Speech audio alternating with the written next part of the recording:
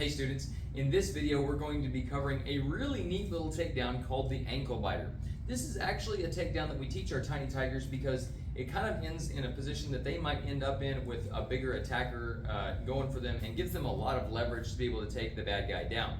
Now, I'm not saying that as a 4 and 5 year old you should be attempting to take somebody down. You should really be trying to escape, but this is kind of a last resort option, okay? For whatever reason, maybe we're up here and I'm trying to cover up, but he hits me really hard and knocks me to the ground, pull him up, and I end up down here. Maybe we were in this grappling situation and I tried to shoot him for a takedown and he backed out really far. There's a lot of different ways this can happen. Maybe, you know, I was sitting on the floor and he came up and kicked me and laid me down, and I'm trying to roll over and cover up, and then I get access to his ankle, okay? So there's a lot of ways you can get to this position. Essentially what we're doing is we're gonna take leverage. We're gonna use from his kneecap down to his heel as our lever to move the rest of his body. Now we have to think about the fact that mass moves mass. So if I just sit here and push, okay, it's annoying, but he's like, okay, I'm still here, right? I can push as hard as I want to, and he's kind of fine, okay? Especially if he's really like grabbing hold of me or something and smashing my head. That's not gonna work very well. I need to use my entire body and the biggest muscles that I have at my disposal to take him down. So I'm gonna be using my leg muscles, okay? So what happens is I try to go for a takedown or something, I end up down here. Can you put this leg forward for me? From here, I drop, boom, maybe I went for a single leg, maybe I went for the anaconda, maybe I went for a double leg. However I end up down here, I'm on my all fours down here on the floor. What I'm gonna do is I'm gonna take my hands and I'm gonna cup around the back of his heel.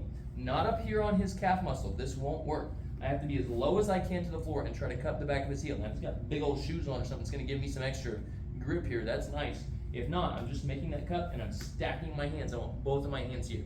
Now, super critical here, I do not want to put my head in between his knees, because from here, he can do a lot of terrible things to me, and if I do take him down, I'm gonna get kneed in the face. I don't wanna be there. So I wanna take my ear and put it on the outside of whatever leg that I'm grabbing. So here I am, I've hooked, doesn't matter which hand is on top. I'm gonna put my ear on the outside, and I'm gonna try to put my shoulder blade right below his kneecap. So his kneecap is about right here. I want my shoulder blade kind of in that little gap right there underneath his knee. From here, I'm gonna bundle my knees underneath me, kind of like I'm curling up to protect myself, and then I'm gonna pull here, push with my shoulder, and drive with my legs. You ready? Boom. Now from here, I've got options. They're not great, but I do have options. If I stay here, that foot's gonna start stomping on my head, okay? So I don't really wanna be here. For me, the best option that I feel like I have is to take this and pass it to the side and try to get up and leave. I may not have that option. Another option is I get down here, go ahead and lay back down. I get down here and I end up down here on the leg, right? I've got the other option of taking this, sliding it in here, standing up, and locking that ankle, okay? That's another possible option. One final possible option is pass the leg to the side, move up to a controlled position here.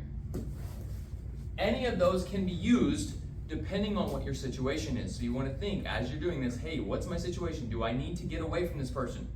If you're doing self-defense, more than likely that is the best thing for you to do, is create distance.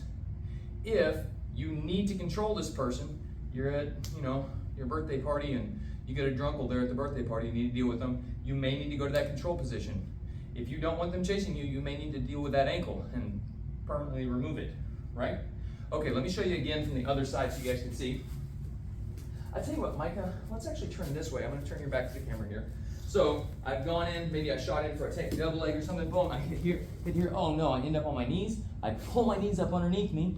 Notice that I'm putting my head on the outside of his body. That's a critical point. Cupping the heel, shoulder goes against the inside edge of his kneecap there. Now I'm gonna pull with my hands and push with my whole body. Notice that I'm turning my face to the side. If I don't, I'm gonna do this, which is all fine, well, and good on mats. It's not so good on concrete.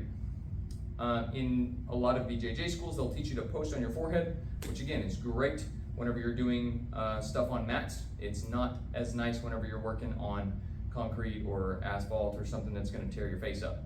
So just be aware that as you fall, you wanna turn your face to the side. Don't turn your face in toward them, because then their leg ends up on top of your face. All right, guys. Thank you, Mr. Micah. You can go ahead and stand back up. That is your ankle biter takedown. You're going to find that to be actually surprisingly easy. Keep training, keep growing. We'll see you in the next video.